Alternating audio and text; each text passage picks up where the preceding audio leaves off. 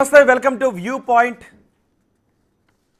తెలుగు రాష్ట్రాలతో పాటు దేశ ప్రపంచవ్యాప్తంగా జరిగిన ముఖ్యమైన ఘటనలపై లోతైన విశ్లేషణ అందించడానికి ప్రొఫెసర్ నాగేశ్వర్ బిగ్ టీవీ స్టూడియోలో వ్యూ పాయింట్లో సిద్ధంగా ఉన్నారు. అండ్ మనం ఫస్ట్ టాపిక్ మాట్లాడబోతున్నది కాళేశ్వరం రిపోర్టు గురించి. కాళేశ్వరం రిపోర్టుపై అసెంబ్లీలో రేపు ప్రవేశపెడుతున్నారు. రిపోర్ట్ని అసెంబ్లీలో చర్చించిన తర్వాతే ఎటువంటి చర్యలు తీసుకోవాలనే విషయంపై ముందుకు వెళతాము అని అంటూ ఉన్నారు. మరోవైపు కాళేశ్వరం రిపోర్ట్ని రద్దు చేయాలని ఇప్పటికే కేసీఆర్ హైకోర్టును ఆశ్రయించారు. మధ్యంతర ఉత్తర్వులు ఇవ్వడానికి హైకోర్టు నిరాకరించింది. కౌంటర్కు మాత్రం ప్రభుత్వాన్ని కౌంటర్ వేయమని అడిగింది. అదే సమయంలో అసెంబ్లీలో ప్రవేశపెట్టకుండా ఆర్డర్ జారీ చేయండి, ఆదేశాలు ఇవ్వండి అంటూ ఇటు హరీష్ రావు కూడా మరోసారి తెలంగాణ హైకోర్టును అభ్యర్థించారు, తెలంగాణ హైకోర్టును అడిగారు. సో ఎందుకు బీఆర్ఎస్ రద్దు చేయాలని, అలాగే అసెంబ్లీలోకి రాకుండా చూడాలి అని బీఆర్ఎస్ ఎందుకు ప్రయత్నం చేస్తుందనే చర్చ కూడా జరుగుతుంది. ఈ అంశం గురించి మనం మాట్లాడుకోబోతున్నాం. నాగేశ్వర్ గారిని ఇదే అంశం గురించి అడుగుదాం.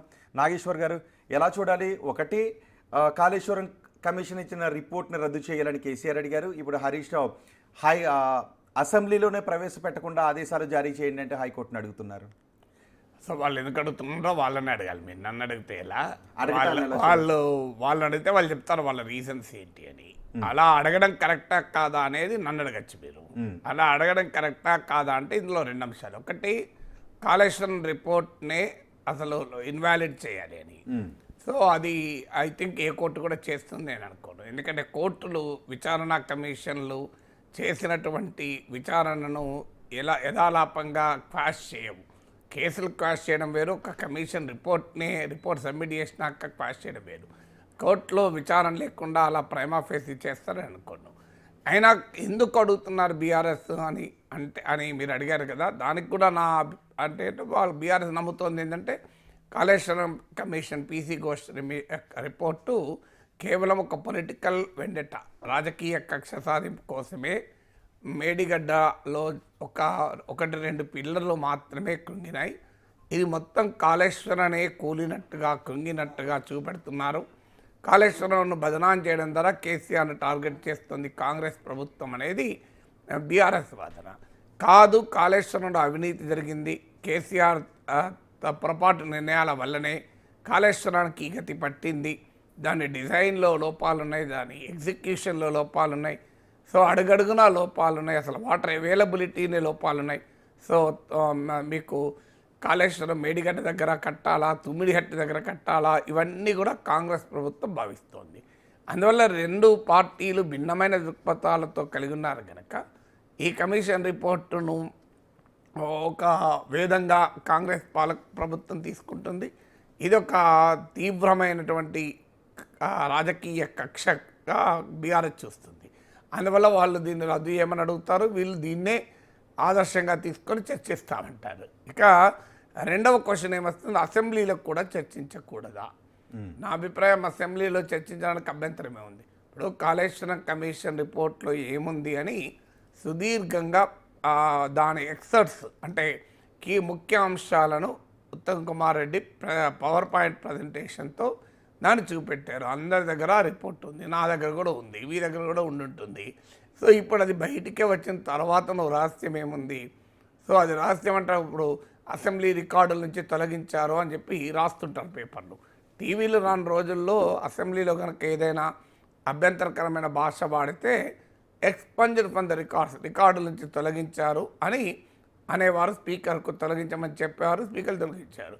కానీ ఇవాళ అసెంబ్లీ లైవ్ టెలికాస్ట్ వచ్చిన తర్వాత రికార్డులలో ఉంటే లేకపోతే ఎవరైనా పోయి రికార్డు చూస్తాడా? ఆల్రెడీ అసెంబ్లీలో ఎవరైనా తిట్టుకుంటే దాన్ని లైవ్లో చూసిన వాళ్ళే కదా జనం. అసెంబ్లీ రికార్డులకి తొలగించకపోయినా తేడా లేదు. అందువల్ల already Kaleshwaram report is in public domain.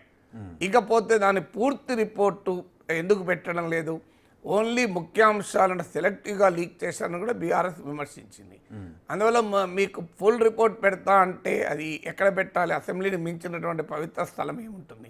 Press conference పెట్టి పూర్తి రిపోర్ట్ రిలీజ్ చేయడం కన్నా, ప్రభుత్వ వెబ్సైట్లో రిలీజ్ చేయడం కన్నా అసెంబ్లీలో రిలీజ్ చేయడం ద్వారా చర్చకు అవకాశం ఉంటుంది. చర్చను చాలా సమర్థవంతంగా ఎదుర్కోగలిగే సామర్థ్యం కూడా బీఆర్ఎస్ నేతలకు ఉంది. కేసీఆర్ రాకపోయినా, హరీష్ రావు అయినా, కేటీఆర్ అయినా సమర్థవంతంగా ఆ నివేదికను తూర్పార పట్టి చీల్చి చెండాడగలిగే కెపాసిటీ హరీష్ రావుకి ఉంది. అలాంటప్పుడు అసెంబ్లీలో మాట్లాడనివ్వకపోతే, ఒకవేళ మాట్లాడనివ్వరు అనుకుంటే దాన్ని నచ్చి మళ్ళీ మీడియా పాయింట్ ఎలాగో ఉంటుంది కదా.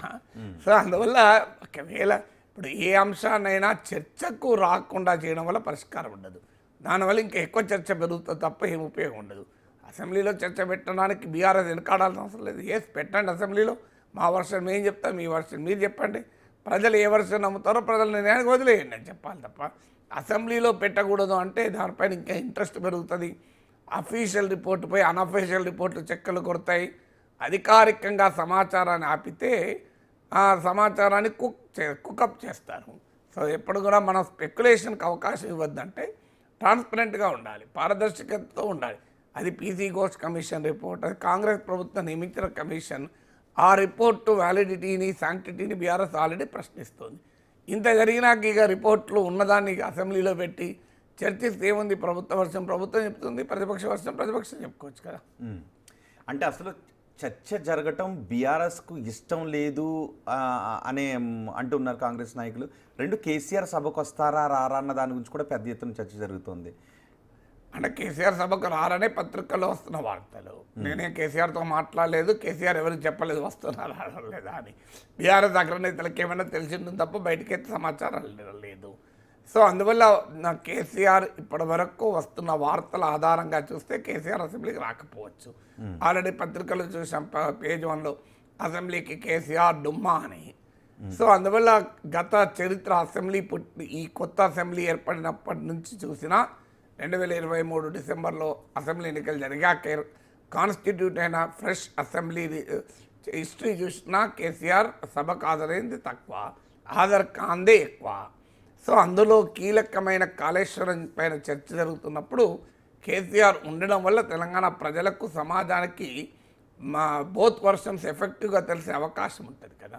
మరి కేసీఆర్ ఎందుకు వెనుకాడుతున్నాయని లీడర్ ఆఫ్ ద అపోజిషన్ కూడా, ప్రతిపక్ష నేత కూడా కావాలంటే ఆయన అసెంబ్లీకి వచ్చి తాను అవసరం ఉంటే మాట్లాడి హరీష్ రావుతో మాట్లాడించవచ్చు, తాను కూడా మాట్లాడవచ్చు.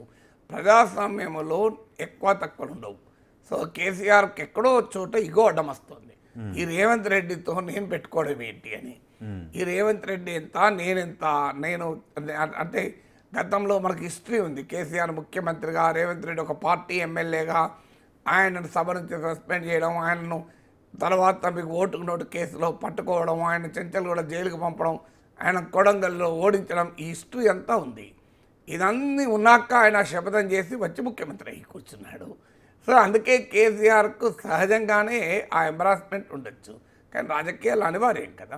ఎవరైతే ప్రజాస్వామ్యాన్ని గౌరవించి, ప్రజాస్వామ్యంలో ప్రజలిచ్చిన తీర్పును గౌరవించి, ఆ పరిస్థితులను, అననుకూల పరిస్థితుల్ని కూడా ఎదిరించి నిలబడతారో వారు నిజంగా నాయకత్వ లక్షణాలు ఉన్నట్లు కదా. అందువల్ల కేసీఆర్కు నాయకత్వ లక్షణాలు ఉన్న నాయకుడు. కేసీఆర్ నాయకత్వ లక్షణాలకు ఎవరికి అనుమానం లేదు కదా. లేకుంటే అసాధ్యమైన తెలంగాణను సుసాధ్యం చేశారు కదా. 10 ఏళ్ల పాటు ముఖ్యమంత్రిగా ఉన్నాడు కదా. మిగతా ప్రతిపక్ష పార్టీలు పీకి పందిరేశాడు కదా. అలాంటి కేసీఆర్ అసెంబ్లీకి రావడానికి ఆయన సబ్జెక్టు ఉన్నవాడు బ్రహ్మాండంగా. తెలంగాణలో ప్రతి వాగు, ప్రతి వంక, ప్రతి నది, ప్రతి భూమి అంగుళంగుళము చెప్పగలిగిన సమర్థుడు. కాళేశ్వరానికి ఆయన సృష్టి స్థితికర్త కూడా, లయకర్త అని చెప్పి కాంగ్రెస్ ఆరోపిస్తుంది, కానీ ఆయన సృష్టి స్థితికర్త కూడా.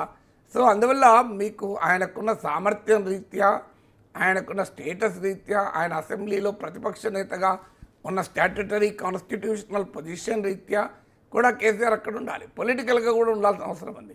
ఎందుకంటే అటువైపు నుంచి కేసీఆర్ పైన ప్రధానంగా టార్గెట్ అవుతుంటే దాన్ని ఎదుర్కోవటానికి నేను ఉండను అంటే అనివార్యం కదా. ఇప్పుడు మనం క్రికెట్లో చూస్తాం, చాలా కండలు తిరిగిన ఆరితేరిన బౌలింగ్ వేస్తే కొత్తగా డెబ్యూకి వస్తాడు, మొదటి మ్యాచ్ తోమి వదిలేస్తాడు, 150 రన్స్ కొట్టేస్తాడు. సో అలా జరిగిన ఉదాహరణలు కూడా ఉన్నాయి కదా. అందువల్ల రాజకీయాల్లో మనకు అనివార్యం.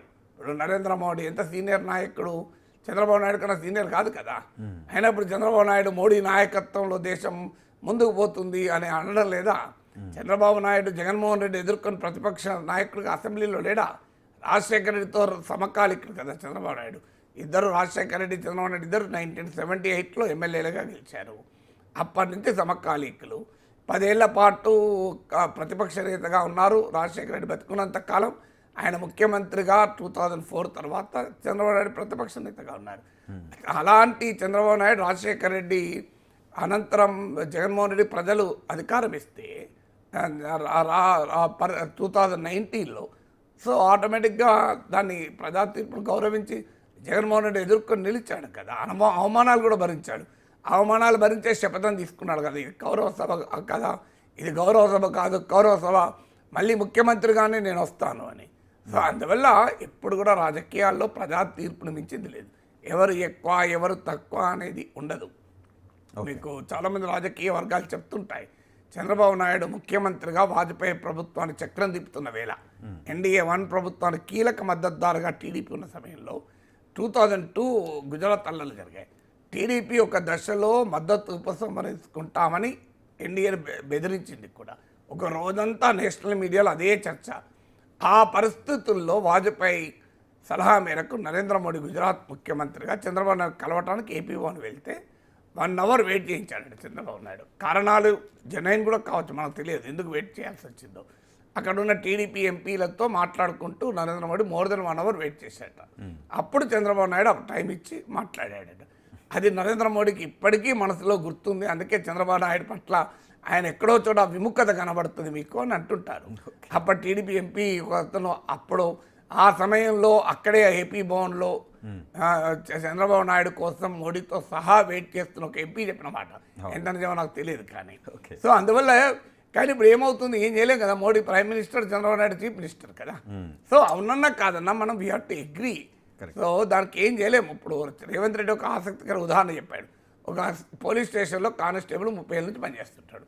ఒక పిల్లాడు 25 ఏళ్ళ పిల్లాడు ఐఏ సివిల్ సర్వీస్ రాసి ఐపీఎస్ సెలెక్టర్ వస్తాడు. ఈ కానిస్టేబుల్ ఏం చేయాలి, లేదు సల్యూట్ కొట్టాలా లేదా, కొట్టకపోతే నడుస్తా నువ్వే కుర్ర కుంక, నువ్వు మొన్నొచ్చినావు, నువ్వు నీ అద్దముది ఆ కానిస్టేబుల్ 4 అని కూడా ఉండొచ్చు ఈ పిల్లవాడిని. బట్ ఇది ఐపీఎస్ మనం అప్పుడు చూసాం కదా. ఒక టీఆర్ఎస్ మీటింగ్ సమయంలో ఒక ఐపీఎస్ ఆఫీసర్ అమ్మాయి, తండ్రి అడిషనల్ ఎస్పీ, తల్లి కూతురు హయ్యర్ ర్యాంక్. సో కూతురు తండ్రి సల్యూట్ కొట్టాడు ఆనందంగా. So will have to accept the reality. So రియాలిటీని యాక్సెప్ట్ చేసి దాన్ని అంగీకరించాలి. కేసీఆర్ ఎక్కడో రాజకీయాల్లో రియాలిటీని యాక్సెప్ట్ చేస్తే తప్పదు. మన వాస్తవం కదా, ప్రజా తీర్పు కదా, ప్రజాస్వామ్యంలో ప్రజా తీర్పు కదా. ఇప్పుడు రేవంత్ రెడ్డి అండ్ నేను కౌన్సిల్లో we share the same bench, వెనకాల సీట్లో ఉండేవాళ్ళం. సో ఇద్దరు ఎమ్మెల్సీలేమే 2007 to 2009. ఆయన ఎమ్మెల్సీ, నేను ఎమ్మెల్సీ. ఆయన ఇండిపెండెంట్గా గెలిచాను, నేను ఇండిపెండెంట్గా గెలిచాం. ఆయన టీడీపీలో చేరాడు, నేను ఇండిపెండెంట్గా అట్లే ఉన్నా. ఇప్పుడు ఆయన ముఖ్యమంత్రి అయ్యాడు, ఆయన చీఫ్ మినిస్టర్ అయ్యాడు. నేను అప్పుడు కూడా నేను ఎమ్మెల్సీ, రేవంత్ రెడ్డి నాకే గౌరవం ఇచ్చినట్టు అంటే నడుతుందా? ముఖ్యమంత్రి కదా. అఫ్కోర్స్ ఇప్పటికైనా నా పట్ల గౌరవంగా మాట్లాడుతుంటాడు. బట్ ఫండమెంటల్ క్వశ్చన్, ముఖ్యమంత్రి. సో నేను మెచ్చుకోవాలి. 2007లో నాతో పాటు ఎమ్మెల్సీగా ఉన్న రేవంత్ రెడ్డి ముఖ్యమంత్రి అయ్యాడు, అది గొప్పతనం. నేను అదే ఎమ్మెల్సీగా ఉన్న నా పాత్ర నేను వేరే అనుకున్నాను. ఆ పాత్రలో నేను లేని కనుక నాకు పోటీ లేదు. కానీ కేసీఆర్ కేంద్రంలో పోటీ కనుక సమస్య వస్తుంది. సో పోటీ ఉన్నప్పుడు ఏమవుతుందంటే ఆ రేవంత్ రెడ్డి ఎదుర్కోవాలా నేను అనే భావన కేసీఆర్లో బలంగా ఉంది. అది ఆయన గౌరవాన్ని పెంచదు. నిజంగా చెప్పాలంటే ఆయన సభకు రావాలి. సభలో ఒకవేళ కాంగ్రెస్ పార్టీ అవమానిస్తే దాన్ని భరించాలి. అప్పుడు ప్రజలే ప్రశ్నిస్తారు ఇదేంటి. ఇప్పుడు జగన్ చంద్రబాబు నాయుడు అవమానిస్తే ప్రజలు శిక్షించలేదు జగన్ను. ఎందుకంటే మన సమాజంలో వయసు గౌరవం ఇస్తారు. KCR political stature, KCR political stature. Just because ఓడిపోయాడు కనుక ఆయన పొలిటికల్ స్టేచర్ పోదు కదా. సో ఆయన పొలిటికల్ స్టేచర్ ఆయనకే ఉంటుంది. పొలిటికల్ స్టేచర్ను మనం అండర్మైన్ చేస్తూ ఎవరైనా సభ్యులు మాట్లాడినా, మంత్రులు మాట్లాడినా అది కేసీఆర్కు నష్టం అని అనుకోను, అది కాంగ్రెస్ పార్టీకే నష్టం జరుగుతుంది. ఇక్కడ ప్రజలు అంగీకరించారు దాన్ని. మనం చూసాం కదా అనుభవం. మీకు ప్రజలు చాలా ఉదాహరణలు మనం చెప్పవచ్చు. ఇట్లా ప్రజలు అవమానించిన వ్యక్తిని శిక్షించారు కదా. అవును. నాగేశ్వర్ గారు, ఈ రిపోర్ట్ని బేస్ చేసుకుని ప్రభుత్వానికి ఉన్న అధికారాలు ఏంటి? ఎందుకంటే ఇప్పటికే బీఆర్ఎస్ అంటోంది ఇప్పుడు చట్టబద్ధత లేదు, తొలి నుంచి అదే అంటుంది, మళ్ళీ మన కోర్టుకు వెళ్ళినప్పుడు కూడా అదేంటి చట్టబద్ధత లేదు, ఇది పీసీ ఘోష్ కమిషన్ అంటే పీసీసీ కమిషన్ లా ఉంది అని అంటూ ఉంది. సో ప్రభుత్వం కూడా ఏముందంటే మేము అసెంబ్లీలో చర్చించిన తర్వాత తదుపరి చర్యలు తీసుకుంటా ఉంటుంది. సో ఈ రిపోర్ట్ ఆధారంగా ప్రభుత్వానికి ఎటువంటి చర్యలు తీసుకునే అధికారం ఉంటుంది? ప్రభుత్వానికి రిపోర్ట్లో నిజమంటే చర్యలు తీసుకునే అధికారం ఉంటుంది కదా. దాని ఆధారంగా ఇన్వెస్టిగేషన్ ఆర్డర్ చేయొచ్చు, దాని ఆధారంగా కేసులు పెట్టొచ్చు, ఛార్జ్ షీట్లు దాఖలు చేయొచ్చు. అల్టిమేట్గా శిక్ష పడుతుందా లేదా అనేది కోర్టులు నిర్ణయిస్తాయి, అసలు ప్రభుత్వాలు నిర్ణయించవు. శిక్ష పడుతుందా లేదా, నిజంగా నేను నేరం జరిగిందా లేదా అనేది కోర్టులు నిర్ణయిస్తాయి. కానీ కేసు అయితే పెట్టడానికి స్కోప్ ఉంటుంది కదా. సో రేపు బహుశా అసెంబ్లీలో చర్చ తర్వాత ఆ దిశగా ప్రభుత్వం వెళ్ళే అవకాశాన్ని ఊహించవచ్చా? చూద్దాం మనం. I don't want to speculate on that.